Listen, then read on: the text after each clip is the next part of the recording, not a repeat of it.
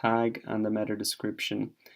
So really, in order to help with this as well, what I'd suggest is that you download a WordPress plugin that's called WordPress SEO by Zoast.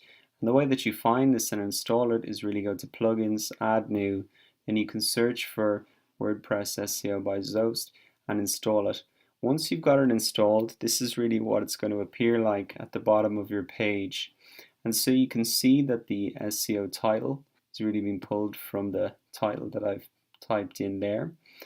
So that seems good and in the right amount of length. Then the meta description, you can also type that in here as well. And they've got 49 characters left.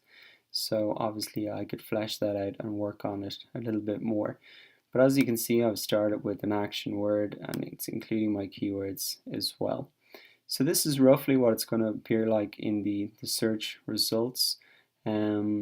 What's also cool about this tool is that it does a little check for you against the keyword that you're trying to rank for. So we can see that, you know, it's in the page title, it's in the URL, it's in the meta description. So that's all extremely positive. It's obviously not in the content yet because I haven't written any content yet. But that we're off to a great start in terms of our on-page optimization.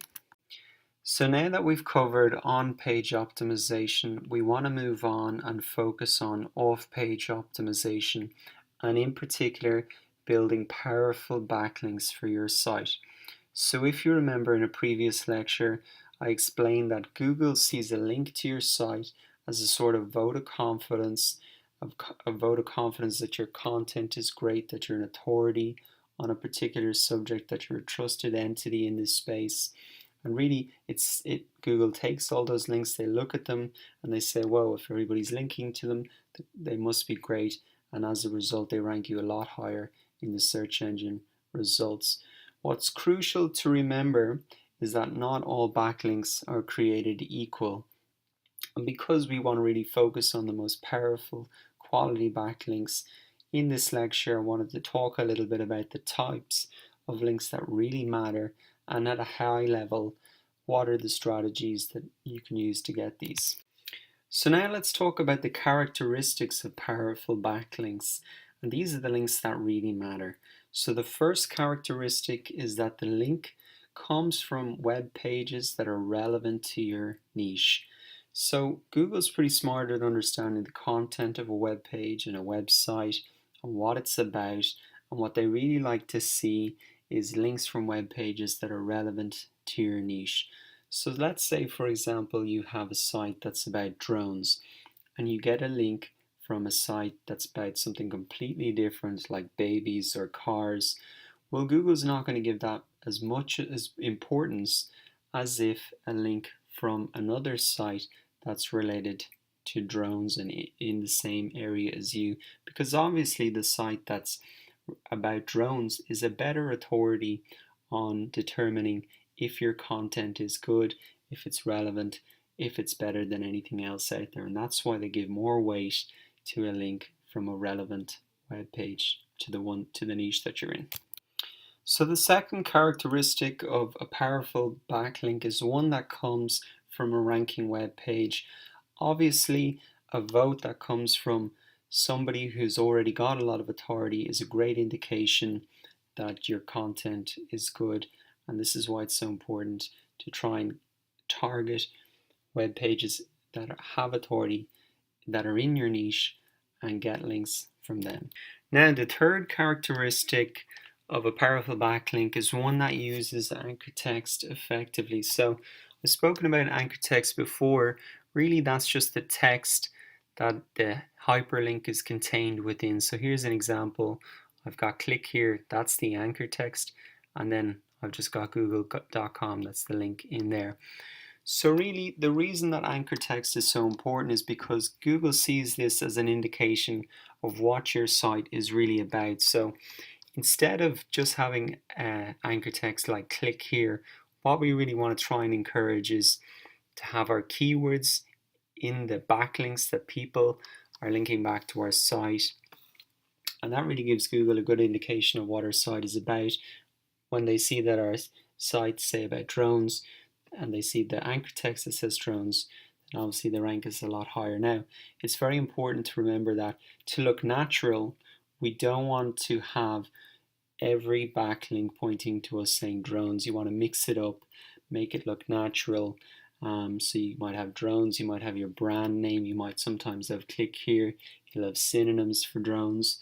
That looks natural, and that's what Google wants to see, but it's just important to know about anchor text and then try and encourage it to use your brand name, your keywords, so you can rank for all of those terms. So the final characteristic of powerful backlinks are ones that are consistently being built. This looks organic to the search engines, like you're growing, that your business is getting better. So it's important not just to build a load of backlinks in 1 month and have none the next month. What's better really is to get a handful of backlinks every month and grow like that.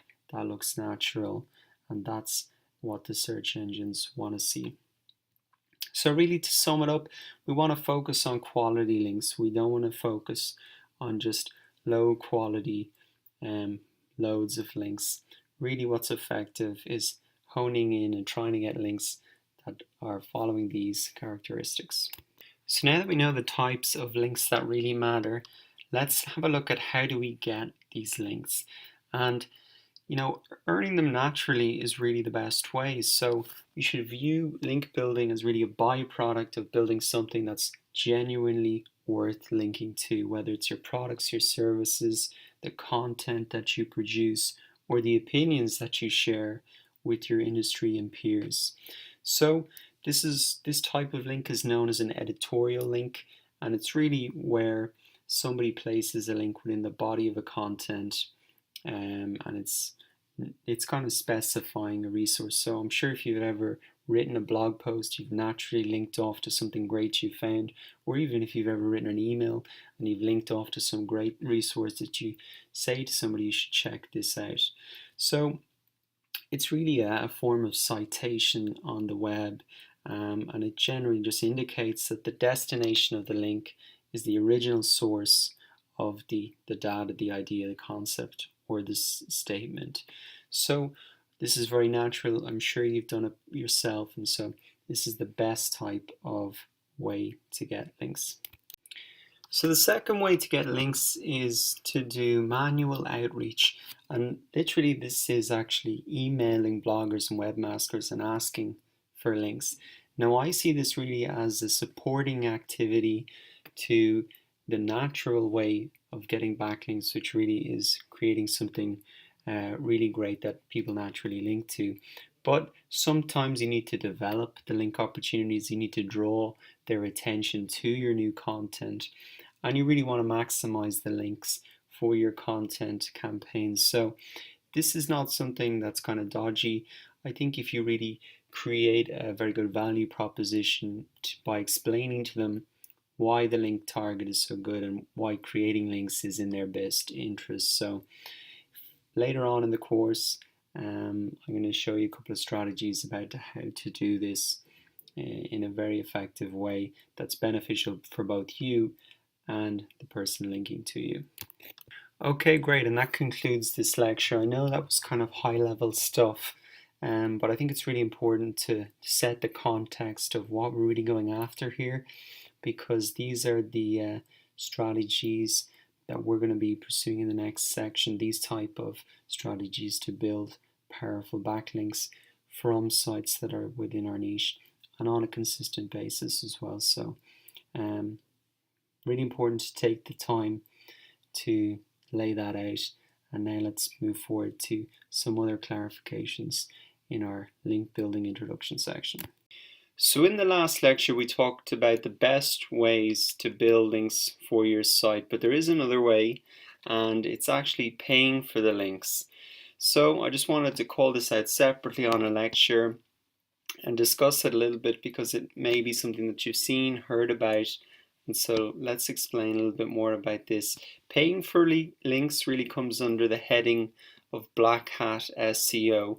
And Black Hat is a reference to the old cowboy movies where the bad guy wore the black hat. So you probably get a sense that this is something a little bit risky, that's not playing by the rules exactly. So let's talk about paying for links a little bit more. The first thing to note is that generally when you're paying for links, you can go onto a freelancing site, you're paying maybe $5 or $10, and really what those people are doing are creating links generally through things like blog comments, form signatures, pure directories, user profiles, and other types of directories. Now the thing is that generally these links offer the lowest amount of value, the lowest amount of power in these links, because they're unlikely to come from authority sites and they're unlikely to come from sites that are within your niche. So if you remember, those were the characteristics of some of the of powerful backlinks. So the other very important thing to consider, and this is really where the risk comes in, is that recent updates to Google's algorithm means that a site can be penalized or suppressed if they have engaged in manipulative link building. So this is a relatively new addition to Google's algorithm, that they will actually negatively affect your chances of ranking in the search engines if they determine that you've trying to manipulate link building. So that's really the main risk about this method. What I thought would be interesting is to maybe show you an example of where things can go wrong. And I had a client that had bought a link building package from one of these freelancing sites, and I'm going to show you that it's very obvious to anybody that this is very manipulative, looks very unnatural. So let's have a look at that.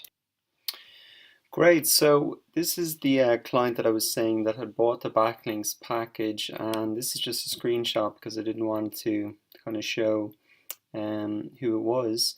But essentially this is I've used a backlinks checker tool. It's called Ahrefs Site Explorer.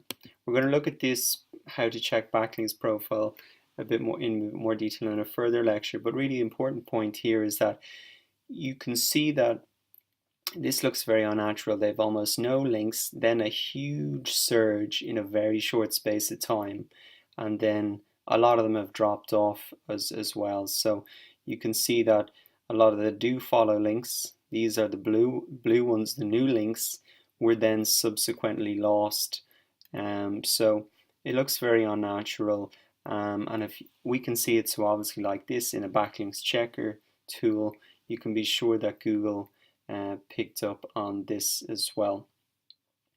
So another interesting point is when I pulled an SEO report for these guys, I saw that the top 5 keywords on their site were Viagra, Cialis, Levitra. These are all types of drugs, I think. So obviously what happened is when the person who bought, when the guy who owns the site, he handed over the login details to the backlinks guy. What the guy actually did was then put a load of links on this guy's site pointing to all these other sites about Viagra, etc. So the double whammy of confusing Google in terms of SEO on-page optimization about what your site is about, because they have all these new keywords in there, plus as well the bad reputation that looks all these spammy sites pointing to you now. So question is then, how do you get rid of these links that are pointing you from around the internet? In short, it's a difficult and slow process. You can use what's called the Google Disavow tool, which is in the Google Webmasters tool, where you basically say to Google, these are all the links, I want you to ignore them please, because these are spammy, etc. But if you really want to be sure, the only way to remove them is to actually do manual outreach and email the people where the sites who have these the links pointing back to you, and ask them to remove them. So again, a very tedious process that can take a lot of time. So in short, what I'm saying is that it's messy to clean up, it's risky from a search engine perspective. I'm not saying that buying links can't work. I think it can in circumstances, but I'm just showing you this is kind of worst case scenario, what can happen. So congratulations on reaching the end of the course. I really want to thank you for your attention, and I hope that this course has helped you better understand search engine optimization, and in particular that you know how to find the right keywords for your site, how to optimize around them, and also learn some strategies for creating content that's going to attract links from the authority sites within your niche. So if you have found the course helpful and you've learned a lot, I'd really appreciate if you could give me a rating and a comment here on Udemy. Of course, if you have any questions or suggestions about how I can improve the course, you can add a discussion. I'm in the discussion forums almost every day. So my final piece of advice would be that if you still find all of these SEO technicalities too much, you can just buy ads if you want to get instantly to the top of the search engine results. Google and the other search engines will be delighted to promote your site and feature you in the sponsored area on the search engine results page. Just remember that you're going to have to place your ads around certain keywords, so perhaps review the keyword section of the site. So that's really it, guys. Don't forget to ask questions and write your reviews, and thanks again for your attention.